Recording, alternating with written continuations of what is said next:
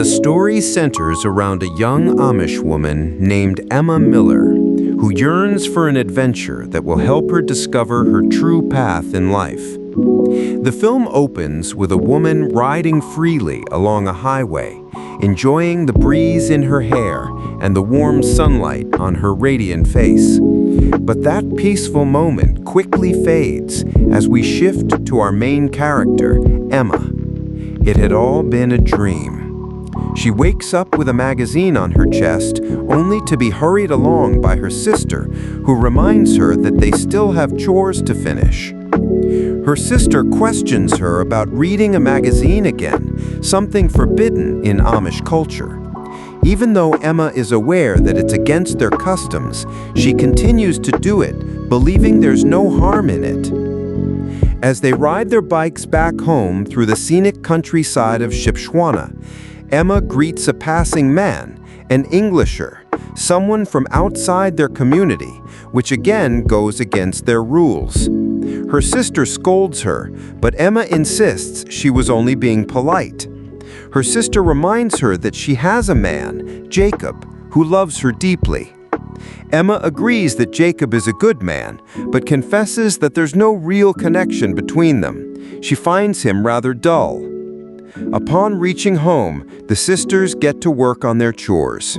While Emma is hanging freshly washed clothes outside, she spots a plane flying overhead. She becomes lost in thought, gazing at it, unaware that her father is silently watching her. Later, with the chores done, we find Emma in the kitchen making cheese, completely unaware of the recognition her cheese is about to receive. That evening, Emma sneaks into the shed, lights a candle, and settles onto a hay bale with her favorite book, Pride and Prejudice. As she reads the monologue of the main character, she feels a deep connection, seeing herself reflected in the heroine's words. Whenever Emma reads this book, she escapes into a dream world where all her fantasies come alive. But her dreamy escape is interrupted by the sound of her father's footsteps. She quickly hides the book as he approaches, pretending nothing is amiss. Her father, however, gently tells her that she's no longer a little girl. There's no need to sneak off late at night to read. Emma is taken aback, asking how he knew. He replies that he's known since she was very young that she was different. He never tried to mold her into being exactly like her sister because he believed Emma was meant to find her own path. Overcome with emotion, Emma begins to cry. She admits that she tried hard to fit in and not stand out. Her father comforts her, assuring her that there's nothing wrong with being different. He tells her that her path will become clear in time, and maybe marrying Jacob could be a good step forward. But Emma tells him honestly that she doesn't want to marry Jacob. She asks what she should do instead. Her father hands her a letter from her cousin Lydia Ann, who has written from Charm, Ohio, asking for help on the farm. Emma hesitates. Leaving her hometown isn't something she wants to do, but her father believes it's for the best. He's seen how unhappy she's been, and that's not the kind of life he ever wished for her.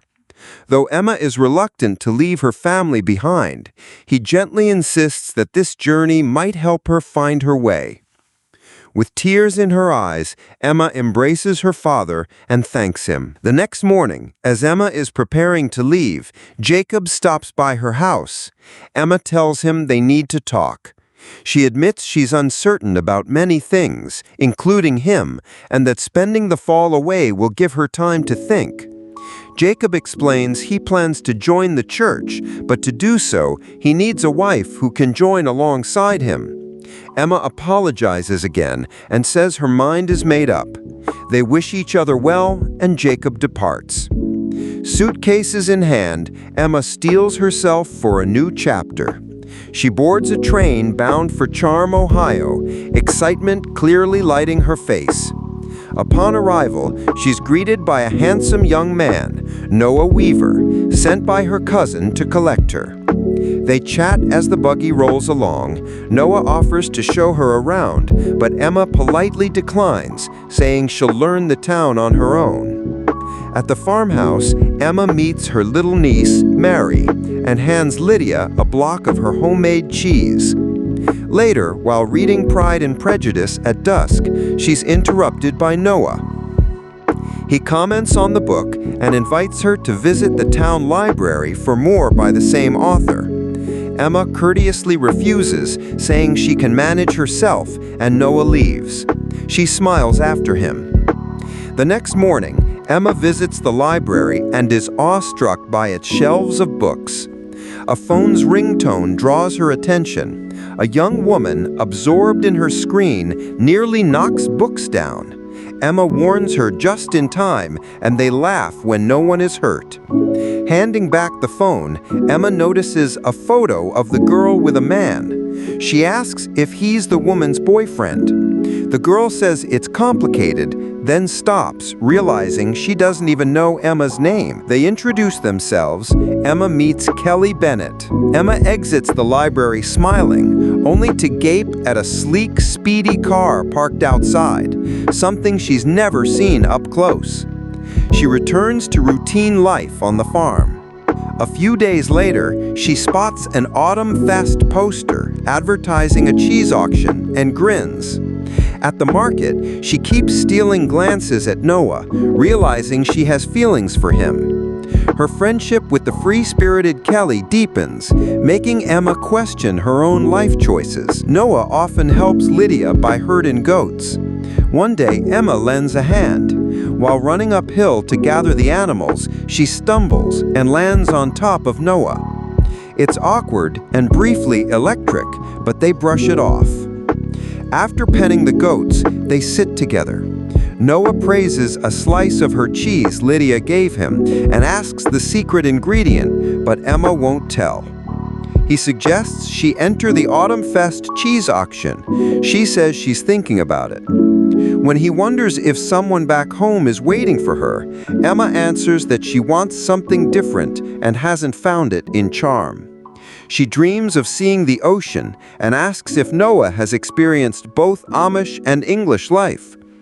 He replies that this, here, is his world, and walks away. The next day, on her way to market, a car pulls up. Kelly offers her a ride.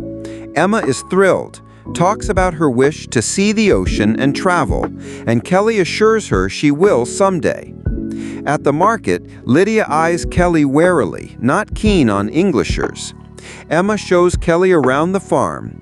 Kelly meets Noah, and after small talk, Noah gives Emma a surprise. He places a seashell to her ear so she can hear the roaring ocean. Later, Kelly asks Emma about her feelings for him. Emma denies anything serious, but smiles all the same. She explains she's in charm to decide whether to join the church, marry Amish, or choose something entirely different. That evening, Kelly tells her aunt about Emma, and the aunt says charm holds something special for everyone. Meanwhile, Lydia cautions Emma about her friendship with Kelly, but Emma isn't swayed. While Noah drives Emma to the market another morning, he advises her not to waste years searching for purpose as he once did. Emma insists she must discover her path herself, even through mistakes. At Kelly's aunt's house, Emma finds Kelly in a tense confrontation with her ex-boyfriend, who's yelling and yanking her arm. Emma shouts for him to stop. He ignores her until Noah backs her up, and the man leaves. To lift spirits, Noah treats the women to milkshakes, and they manage a cheerful afternoon. Later, as Emma stacks produce at the market, a man approaches, praising her cheese and her beauty. He asks for an interview. Though unsure, she agrees, arranging to meet before the auction the next day. Emma smiles to herself, unaware that Lydia is watching with concern. That night, while getting ready for the auction, Emma asks Lydia how she knew her late husband was the one. She says he was always the first person she wanted to talk to, her best friend. Emma confides that she feels lost and frightened. Lydia suggests prayer, assuring her the answer will come. Comforted, Emma goes to bed. Morning brings the autumn fest. Emma, Noah, Lydia, and Mary head straight to the auction grounds. Emma is pulled aside by Andy, the Englisher reporter. She blushes as he compliments her cheese and her. Andy insists her cheese could flourish in Manhattan and offers to take her there. Emma lights up, ready to say yes, but Noah's name booms over the loudspeaker. Taking Andy's hand, Emma hurries to watch. Noah, competing in a wood-chopping competition, wins with the fewest swings and pockets $200. Emma's auction slot is next. She tries to leave for it, but Andy stops her, saying their interview isn't over yet. They agree on meeting. That evening at the fair, Emma jokingly calls the outing a date, which makes Andy beam. When the cheese auction begins, Emma's wheel starts low, but soon climbs. Andy jumps in with a hefty bid, and Noah, spotting the competition, tries to keep up. Noah offers $200, yet Andy tops him with $500, winning the lot. Frustrated, Noah walks away, while Emma quietly sets the money aside, planning to help her family with it. Next morning, Emma brings water to Noah at the barn. They chat briefly, but he can't resist probing about the Englisher. Warning her to be cautious, he riles Emma. She snaps that no one else's judgment will stop her from doing what she wants and stomps off. Like any friend would, she turns to Kelly for guidance. Emma asks how Kelly knew she'd once been in love. Kelly confesses her engagement had been rocky. She spent more time out of love than in it. The relationship collapsed after a study abroad semester when her fiancé cheated. Kelly broke things off and relocated to Charm to start over. Emma promises to pray for her friend's happiness. Kelly laughs, saying prayer alone may not fix much. Driving back to Kelly's, Emma admires Kelly's bright shoes. She longs for color in her own plain life. Kelly leads her to her bedroom closet, boxes of colorful heels and sandals. Emma hesitates, citing the Amish rule that footwear should be simple, but Kelly persuades her to try a pair of gold sandals. They fit perfectly, though Emma nearly twists an ankle. She laughs, admitting she feels different in a good way. Upon returning to Lydia's, the girls find an elderly woman leaving the porch, with Lydia and Noah looking anxious. Lydia explains that Mary has chickenpox, highly contagious, and the house must be quarantined for 10 days. Since Emma never had chickenpox, she's expected to go home. Emma protests she's not ready. Kelly offers Emma a room at her place. Lydia refuses, but Emma raises her voice, arguing there's no harm. Noah steps in, gently telling Lydia to let her go. Confused, yet relieved, Emma packs and rides off with Kelly.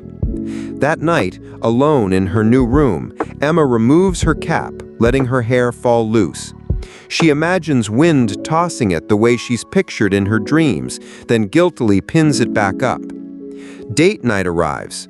At the fair, Emma tells Andy she'd love to travel the world. He replies that travel is wonderful, yet bittersweet. Sometimes you see something so beautiful, it steals your breath. He recalls standing alone before Rome's Trevi fountain, making a wish and tossing in a coin.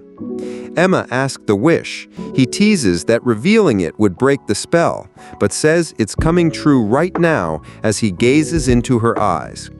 He adds he could show her every place she's read about if she'll let him. Emma says it isn't that simple. Andy accepts that, then whisks her to a gyro stand so they can taste a bit of grease. Emma, absorbed in talk, doesn't spot Noah watching sadly from a distance. He turns away. After eating, Andy resumes the interview, asking for Emma's secret ingredient. She grins, a touch of honey, first added by accident, but now a staple. Andy jots notes and, for flair, calls it a family tradition. Emma questions the embellishment. He says it hooks readers. He then invites her to a real dinner before he leaves town. Emma agrees. The next morning, Emma's sister phones. She's going to marry Jacob and hopes Emma is happy for her. Stunned yet relieved, Emma hurries to Kelly. She's thrilled she didn't marry the wrong man and feels free to choose her own path.